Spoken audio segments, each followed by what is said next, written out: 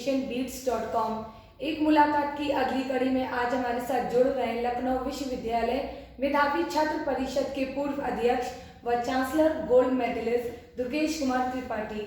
दुर्गेश जी, बहुत बहुत स्वागत है आपका हमारे इस खास प्रोग्राम में। दुर्गेश जी, मैं आपसे जानना चाहूँगी कि गरीब बच्चों को शिक्षित करने जैसा आइडिया आपके मन में कैसे आया? मैम, गरीब बच्चों को शिक्षित करने का, उनके साथ इंटरेक्ट करने का ये मौका आज के करीब 3 साल पहले शुरू हुआ। जब सौभाग्य से मैं लखनऊ विश्वविद्यालय का अध्यक्ष बना, उसके बाद मुझे ऐसा दिखा कि हमारे साथ के जो युवा हैं, बहुत सारे युवा, उनके पास कहीं ना कहीं थोड़ा समय है। उस टाइम एक गेम बड़ा प्रचलित हुआ था, पबजी, तो वो लोग उसमें बड़ा समय लगाते थे। तो मैंने कोशिश की थी कि हम अपने साथ के लोगों को, जो हमारे पास खाली टाइम है, उसको हम लोग स्लम में जाके अपना सदुपयोग करें, खाली समय का सदुपयोग करें। तो ये आज के करीब 3 साल पहले हमने इस चीज़ की शुरुआत की और मेरा मोटिवेशन भी इसी चीज़ से है। मैं पहले भी ये काम करता था, मगर एक ऑर्गेनाइज तरीके से हम इस काम को नहीं कर पाए थे।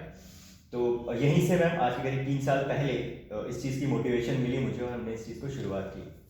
गांव में बच्चे अपने माँ बाप के साथ काम पर जाते हैं, तो ऐसे में उन बच्चों को आप पढ़ाई की ओर कैसे अट्रैक्ट करते हो?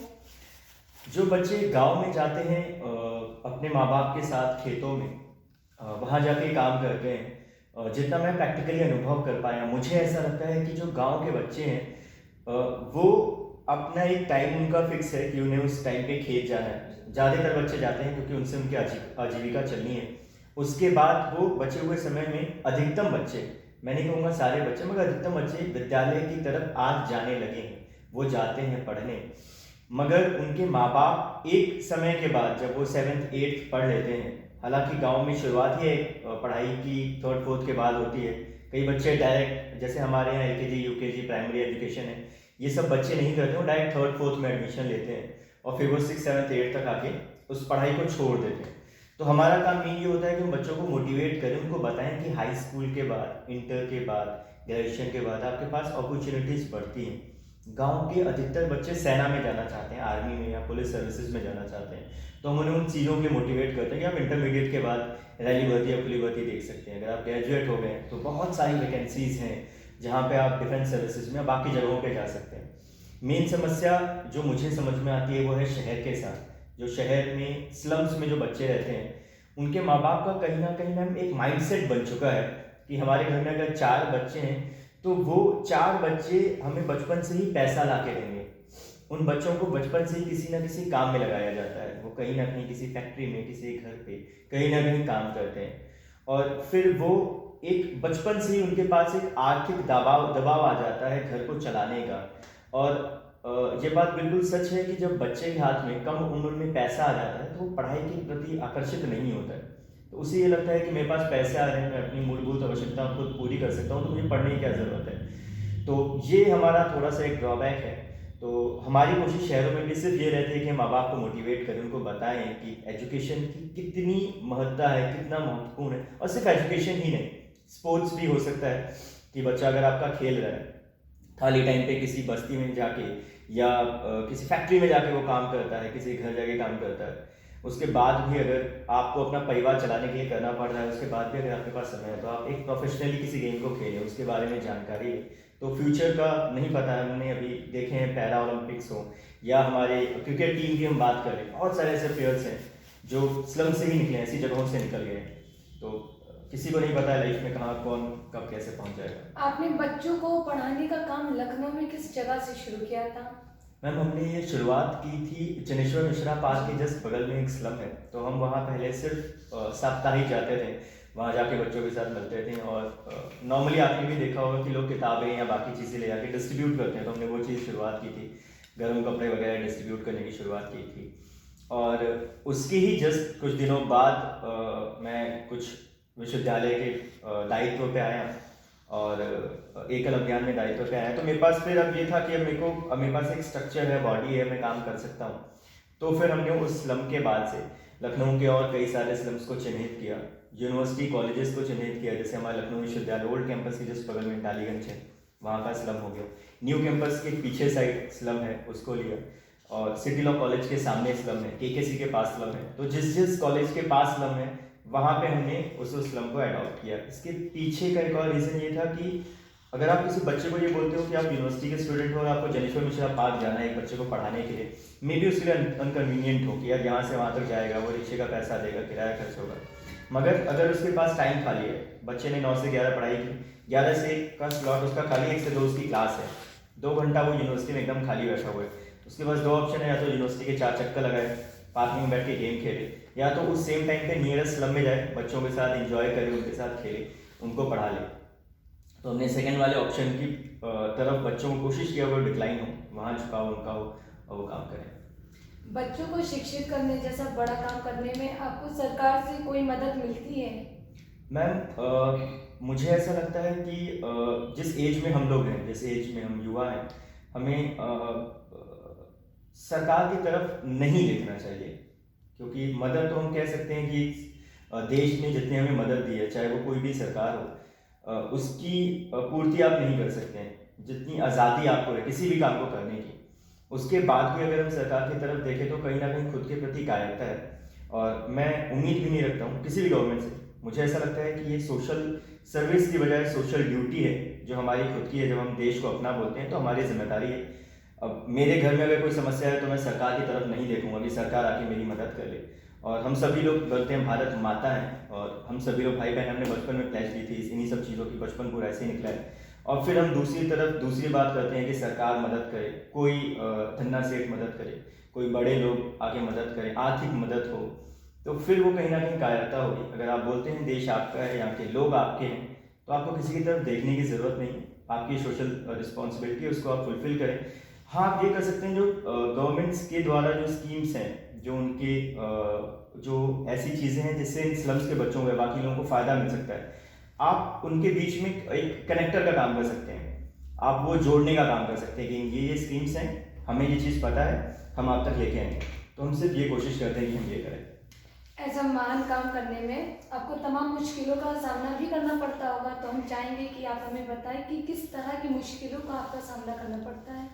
मैम पहली चीज़ तो ये है कि इसमें महान जैसा कुछ भी नहीं है। मैंने अभी भी वो चीज़ बोली थी कि मैं तो खुद मेरे फादर साहब डिफेंस में रहे, हमारी कोई जितनी भी हमारी जनरेशन्स हैं वो सर्विसेज में ही आई है, सेवा देते हुए आई है। और महान मैं इसलिए बिल्कुल नहीं कहूँगा क्योंकि मैं नहीं मानता हूँ कि ये कुछ अलग से सर्विस है। मुझे लगता है ये हमारी जिम्मेदारी है जिसको हम कर रहे हैं, और अभी इसमें भी बहुत सुधार की ज़रूरत है, बहुत अच्छे से करने की ज़रूरत है। नहीं तो ऐसा देश जिसने, मेरे को लगता है पूरे विश्व की कोई भी संप्रदाय हो, कोई भी हो, सबको जगह दी, उस देश की आज ये हालत है कि वहाँ पे लोग भूखे सोते हैं, वहाँ पे कोई इंसान भुखमरी के कारण मर जा रहा है। तो ये शर्मनाक है। इस देश के गौरव को बचाने के लिए हम जैसे लोगों को अपने खाली टाइम पे, मैं नहीं कह रहा हूँ कि आप सोशल वर्कर ही बन जाएं, 24 घंटे दें इस चीज़ को, मगर खाली टाइम पे, जिस टाइम को हम इंस्टाग्राम या फेसबुक पे देते हैं, जिस टाइम को हम पब या लॉन्च में देते हैं, जिस टाइम को हम किसी गेम में देते हैं, उस खाली टाइम को हम सही जगह यूटिलाइज करें, तो फिर आपको किसी एक्स्ट्रा मोटिवेशन की ज़रूरत नहीं है। और दूसरी चीज़ ये है, जब आप ये चीज़ बोलते हैं कि इसके लिए प्रेरणा कहाँ से आती है या बाकी चीज़ें, हमने जब इस चीज़ को हम शुरू किया था, बहुत से लोग बोलते हैं कि आप फंड खर्च होते होंगे, पैसे लगते होंगे, चीज़ें लगती होंगी। मैं आपसे बताऊँ 120 रुपये हमने इस चीज़ को शुरुआत की थी, और आज भी अगर कोई भी इंसान ये चीज़ चाहे कि उसे बच्चों को पढ़ाना है, तो मैं चैलेंज दे सकता हूँ कि उससे ज़्यादा पैसा नहीं खर्च होता है। और ये बच्चे वास्तविकता में आपसे कुछ चाहते भी नहीं हैं। जैसा हमें लगता है कि अगर आप स्लम जाएं या बाकी जगहों पे जाएं तो उन बच्चों को आप कुछ लेके जाएं, कुछ और करें, इसकी कोई ज़रूरत नहीं है। उन बच्चों को सिर्फ एक चीज़ चाहिए, वो होता है निस्वार्थ प्यार। अगर आप सिर्फ उनके साथ जाएं, खाली हाथ जाएं, उनके साथ खेल लें, आप उनको हक कर लें, आप उनसे हाथ मिला लें, तो उनके लिए बहुत बड़ी बात होती है। इसको छोड़ के अगर आप उसके लिए 100, 200, 500 की चॉकलेट लेके जा रहे हैं, मगर आप उसको छूने से पहले अपना हाथ 3 बार सैनिटाइज करें, आप कह रहे हैं किसको छू लिया, गले मत लगाना, छूना मत, गंदे हो जाऊंगा, गंदे हो जाऊंगी, तो वो उस बच्चे के दिमाग में एक माइंड सेट आ जाता है कि यार तुम और मैं बहुत अलग अलग है, या मैं इतना गंदा हूँ कि मुझे छूने से तुम गंदे हो जाओगे। तो अगर हम वो चीज़ ना करें, सिर्फ उनके साथ खेलें कूदें, उनके साथ एकदम इक्वली उनको फील करा दें, तो उन्हें कुछ नहीं चाहिए होता है। और 120 रुपये के बाद एक बोर्ड जो कि मुश्किल से 100 रुपये का आता है, एक ब्लैक मार्कर पेन जो 20 रुपये का आता है, 120 रुपये में आप किसी बच्चे को कहीं भी बैठा के स्लम में बड़े आराम से पढ़ा सकते हैं। हमारा भी जो नॉर्मल खर्चा होता है वो इतना ही होता है। संस्कार शिक्षा को लेकर आपकी क्या सोच है? मैम हम जहाँ भी अभी इस काम को हमने अपनी शुरुआत की है, जहाँ जहाँ हम इस चीज़ को लेके आगे आ रहे हैं, वह हमने हमेशा से जोर दिया है संस्कार शिक्षा के ऊपर, क्योंकि आप अगर देखें, जितना मैं इतिहास को पढ़ पाया, जितना मैं समझ पाया, इस देश में जितनी समस्याएं हैं वो किसी अनपढ़ व्यक्ति की वजह से नहीं है, वो पढ़े लिखे इंसान की वजह से ही है। चाहे वो कोई बहुत बड़ा टेररिस्ट हो, चाहे वो कोई बहुत बड़ा बिजनेसमैन हो, चाहे वो कोई बहुत बड़ा व्यवसायिक हो, कोई भी हो, पढ़े लिखे लोगों की वजह से ही इस देश में समस्याएं उत्पन्न होती हैं। आप ये नहीं कह सकते कोई अनपढ़ आदमी कोई समस्या लेके आता है। अनपढ़ आदमी को सिर्फ मैनिपुलेट किया जाता है, उसका ब्रेन वॉश किया जाता है, उसको यूज़ किया जाता है, मगर उसके ऊपर कोई ना कोई एक मास्टरमाइंड बैठा होता है। तो ये चीज़ समझ में आती है कि एजुकेशन समस्या मतलब नहीं है कि एजुकेट हो गया कोई तो कुछ बहुत बड़ा अचीव हो गया। संस्कार होना बहुत ज़रूरी है। अगर हम किसी इंसान को एजुकेशन के साथ संस्कार दे पाएंगे तो ही एजुकेशन का मतलब है, अदरवाइज उस एजुकेशन का कोई मतलब नहीं है। अब हमारे साथ ये एक चैलेंज है कि जब हम स्लम्स में पढ़ाने जाते हैं, और अगर आपको याद होगा लास्ट एक वाकया लखनऊ का ही, जब आगजनी हुई थी पूरे लखनऊ में, बड़ी मारपीट हुई थी और बहुत बवाल हुआ था। उस टाइम पे भी हमने देखा कि जिन जगहों पे जो बच्चे जेल भी गए थे, बाकी चीज़ें हुई थी, उसमें मैक्सिमम बच्चे स्लम्स के थे। हमें कहीं ना कहीं लगा कि ये हमारा ही फेलियर है कि हम उन स्लम्स में नहीं पहुँचे, क्योंकि उन बच्चों से जब बात की गई, जब उनसे पूछा गया, तो ये बात पता लगी कि कोई बच्चा 100 रुपये, कोई 150 रुपये, कोई खाने के चक्कर में आया था। मैं नहीं कहूँगा कि वो बच्चे गलत हैं, क्योंकि अगर कोई इंसान भूखा मर रहा है, उसको खाना मिल रहा है, तो उसको लगता है हाँ मैं कर सकता हूँ, और उसके पास नॉलेज नहीं है, उसके पास संस्कार नहीं है, उसके पास शिक्षा नहीं है कि वो ये चीज़ गलत है या सही है, इसको जस्टिफाई कर सके। तो हमारी पूरी कोशिश ये होती है कि हम शिक्षा के साथ संस्कार शिक्षा दें बच्चों को। जो बहुत बेसिक चीज़ें हैं कि आप अपने माँ बाप का सम्मान करें। माँ बाप अगर कोई और गाली देता है या कुछ करता है तो आप उसको डालें। आपको देश के प्रति आपका प्रेम होना चाहिए, क्योंकि ये सारी जो चीज़ें हैं, ये जो हम कहते हैं ना, जैसे अगर बीज अच्छा पड़ा है तो पेड़ बहुत अच्छा ही उगेगा। तो इसी उम्र में अगर आपने सिखा दिया तो सिखा दिया, नहीं तो 20 साल जहाँ बच्चे का क्रॉस हुआ, 18 साल क्रॉस हुआ, आप उसको कुछ भी बताएं, कुछ नहीं होने वाला है। तो हम इसीलिए संस्कार शिक्षा पे हमेशा कोशिश करते हैं कि हम उनको ज्ञान दें। हम खेल के माध्यम से ही नेताजी की, विवेकानंद जी की, अब्दुल कलाम जी की, ऐसे लोगों की कहानियाँ बच्चों को सुनाते हैं जो ऐसी किसी जगह से निकले थे। चाहे कलाम साहब हो, ऐसी जगह से निकले, पेपर वगैरह डिस्ट्रीब्यूट किए, बाकी चीज़ें की, फिर देश का नाम रोशन किया। तो ये अगर किसी बच्चे के दिमाग में चला जाता है कि अरे इस तरह से हम आगे बढ़ सकते हैं, तो उसकी संस्कार शिक्षा अलग ही होगी। तो संस्कार शिक्षा का हम लोग गाँव में भी और शहरों में भी करते हैं। ये बच्चों के अंदर होना मेरे को लगता है बहुत ज़्यादा ज़रूरी है, नहीं तो शिक्षा का कोई मतलब नहीं होगा अगर उसके साथ संस्कार ना हो। ऐसा कहना है कि माँ बाप अगर पढ़े लिखे हों तो पढ़ाई की अहमियत ज़्यादा अच्छे से समझते हैं। ऐसे में जो गांव में पेरेंट्स हैं, आप उनको पढ़ाई की अहमियत कैसे समझाते हैं ताकि वो अपने बच्चों को पढ़ने के लिए भेजें? जी मैम, जो लोग पढ़े लिखे हैं, जैसा आप बता रहे हैं कि पढ़े लिखे लोग उसकी शिक्षा की अहमियत ज़्यादा जानते हैं, मगर मुझे लगता है मैम जो चीज़ होती है ना नीड एजुकेशन की, वो बहुत बड़ी चीज़ होती है। मैं एक छोटा सा वाक्य आपके साथ साझा करूँगा। हम लोग एक बार जनेश्वर मिश्रा पार्क के एक स्लम में गए थे। हम लोग करीब 7-8 लोग थे और कुछ डिस्ट्रीब्यूट करने गए थे। यहाँ से करीब 3-3.5 साल पुराना वाक्य है ये। तो हम लोग वहाँ गए, वहाँ पे एक लड़की थी, उसका नाम था मौसमी। ये चीज़ मेरे को खुद बहुत ज़्यादा प्रेरित करती है, मेरे को बड़ा मोटिवेशन देती है अंदर से, तो मैं आपके साथ शेयर कर रहा हूँ। उस बच्चे का नाम था मौसमी और ये उसका निकनेम होगा। हम लोग वहाँ गए, सभी लोग, हम लोग कुछ डिस्ट्रीब्यूट करने के लिए सामान लाए थे, कॉपी किताब लाए थे, बाकी चीज़ें लाए थे। फिर हमारी प्लानिंग था कि हम उनको पढ़ाएंगे भी थोड़े देर। ये उस टाइम हम लोग, आज के करीब 3 साल पहले की बात है, 3-3.5 साल, तो हम लोग सिर्फ वीकली एक बार जाते थे। तो उस बच्चे को फीवर था। हमने उससे कहा कि बेटा आपको फीवर है, हम जो भी सामान लाए हैं हम आपको दे देते हैं, आप यहीं पे रख जाओ, आपको जाने की कोई ज़रूरत नहीं है। उसने कहा नहीं भैया, आप इतनी दूर से आए हो, करीब 20-22 किलोमीटर से आए हो यहाँ पे पढ़ाने के लिए, मैं आपके साथ जाऊँगी, मेरे को पढ़ना है और मेरी मम्मी बर्तन मांजती हैं और मुझे वो नहीं करना है। उसकी मम्मी बिल्कुल पढ़ी लिखी नहीं होंगी ऑब्वियसली, बट उसको शिक्षा का महत्व पता था कि मुझे ये नहीं करना है। उसको जहाँ तक हमने उसको टेस्ट किया, बाद में उसके लिए दवाई वगैरह लेके आए, उसको शायद 100 या 102 डिग्री के आसपास बुखार होगा। इतनी तेज तपती हुई लड़की धूप में, क्योंकि हमारे पास कोई शेल्टर नहीं था, कोई जगह नहीं थी, बैठ के पढ़ने को तैयार है, क्योंकि उसको शिक्षा का महत्व पता है। तो शिक्षा का महत्व पता होना बहुत ज़रूरी है। गाँव में भी आजकल का माहौल बिल्कुल बदला हुआ है मैम, बिल्कुल बदला हुआ है। आजकल बच्चे चाहते हैं कि वो पढ़ें, बस ये है कि उनको थोड़ा सा इंटरेस्ट आए उस एजुकेशन में। जैसे हम बड़े बड़े स्कूल्स में देखें जो शहरों के हैं, वहाँ पे बच्चों की एजुकेशन पे इंटरेस्ट डेवलप किया जाता है कि वो पढ़ें, कुछ गेम लेके आते हैं, बाकी चीज़ें करते हैं। तो हम भी वही चीज़ें कर रहे हैं गाँव में भी, अपने स्लम्स में भी, कि उनको इंटरेस्ट आए उसमें। जब इंटरेस्ट आ जाएगा तो वो बच्चे उसी तरीके के साथ पढ़ाई करेंगे। और मुझे अब लगता है कि अब माँ बाप गांव के साइड पे तो कम से कम बहुत जागरूक है अपने बच्चे की पढ़ाई के लिए, और धीरे धीरे हमें उम्मीद है कि शहर के जो हमारे स्लम्स में, जो बस्तियों में बच्चे के माँ बाप रहते हैं, वो भी ये काम करेंगे। आपने ब्लैक बेल्ट रीना शुक्ला के साथ एक अभियान चलाया था, तो हम चाहेंगे आप उस अभियान के बारे में हमें बताएं। जी मैम, हम लोग काफ़ी टाइम से वुमेन एम्पावरमेंट के लिए काफ़ी चीज़ें कर रहे थे, कोशिश कर रहे थे।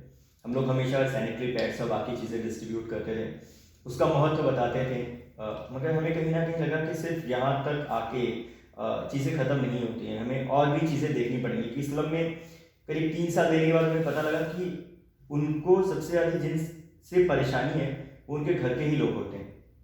कई बार उन्हीं के हस्बैंड ड्रिंक करके आते हैं, उनको मारते हैं, कॉलोनीज में लड़ाई हो जाती है, कुछ और चीज़ें होती हैं, और उनको लगता है कि इनको देखने वाला, इन महिलाओं को सुनने वाला कोई है नहीं, और कोई बाहर से आया है, कोई कहीं से आया हुआ है, अलग अलग जगहों से लोग आए, तो ये लोग कुछ कर भी नहीं पाते थे। तो हमने ये सोचा कि इनको बहुत बेसिक जो चीज़ें होती हैं हम वो सिखा पाए। तो हमारे विश्वविद्यालय की ही स्टूडेंट हैं रहना, जो हमारे इस ग्रुप का एज अ कोर मेंबर, वो उनके साथ ही करीब हमारे पास 4 से 5 ऐसे लोग हैं जो ब्लैक बेल्ट होल्डर हैं।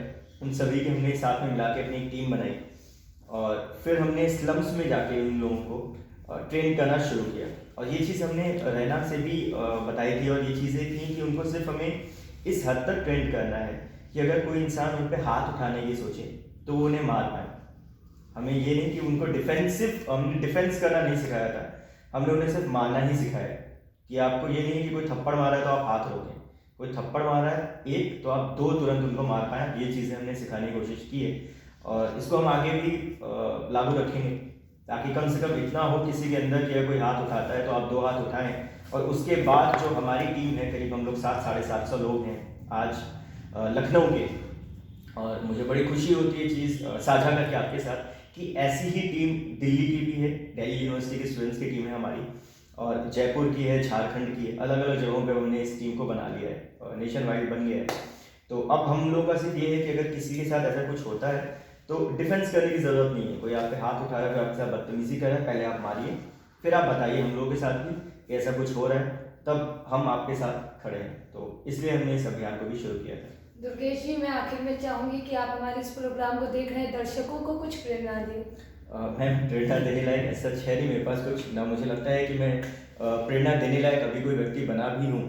हाँ, मगर मेरा ये रिक्वेस्ट ये है कि अब हम लोगों को कम से कम अगर हम ये चीज़ बोलते हैं कि यह देश हमारा है, अगर हम इस देश को माँ बोलते हैं, भारत माँ बोलते हैं, अगर हमारे मन में विचार है कि हम इस देश के नागरिक हैं, तो अब सरकार की तरफ देखना, किसी की भी तरफ देखना छोड़ देना चाहिए। क्योंकि हम जब देखते हैं तो हम क्रिटिसाइज करते हैं, गवर्नमेंट की तरफ से ये नहीं हुआ, ये नहीं हुआ, ये नहीं हुआ। हमें सिर्फ इस बात पे सोचना चाहिए कि हमने क्या किया इस देश के लिए। इस देश पे जन्मने के बाद, इस देश पे पैदा होने का एक अलग ही प्राउड है, उसके बाद हमने क्या किया इस देश के लिए। तो हमें इस चीज़ को समझना चाहिए, सबको अपनी जिम्मेदारी का पालन करना चाहिए कि हाँ यार, ये मेरी जिम्मेदारी, मैं इसका पालन करूँ। और अगर आप ये आज नहीं कर पाए, मैं बहुत सेल्फिश तरीके से इस बात को कह रहा हूँ कि अगर आप इस चीज़ को आज नहीं कर पाए तो आप आज नहीं कल पछताएंगे। रीज़न ये है कि अगर स्लम का कोई बच्चा भूखा है, अगर मैं भी किसी स्लम में रहता हूँ, मेरी माँ आज रात भर भूखी है, कल भूखी है, परसों भूखी है, 3-4 दिन में वो अपनी ज़िंदगी को खो देगी, तो शायद मुझे शर्म नहीं आएगी किसी की चैन स्नैचिंग करने में, शायद मैं नहीं सोचूंगा कहीं से चोरी करने में, क्योंकि मेरी माँ मर गई है।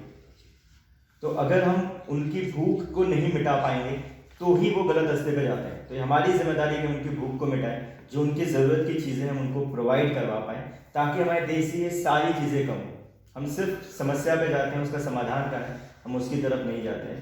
तो ये हम लोग सेल्फिश ही हैं। मैं खुद अब इस चीज़ को मानूंगा कि मैं सेल्फिश हूँ। मैं भी अपनी 3 जनरेशन आगे की चीज़ सोच रहा हूँ कि मेरी जो 3 जनरेशन आगे के लोगों वो सेफ हों, उनके मंदिर में जाने के बाद उनके चप्पल जूते ना गायब हो, उनके साथ कोई चोरी का या बाकी चीज़ों का वाकया ना हो। तो ये सिर्फ इसके लिए। दुर्गेश जी, हमारे इस खास प्रोग्राम में हमारे साथ जुड़ने के लिए बहुत बहुत धन्यवाद। खैर, हम आपसे फिर मिलेंगे एक मुलाकात की अगली कड़ी में एक और नई शख्सियत के साथ। तब तक के लिए नमस्कार। एक मुलाकात के अगले एपिसोड में फिर मिलेंगे एक नई शख्सियत के साथ। जुड़े रहिए एजुकेशन बीट्स के साथ।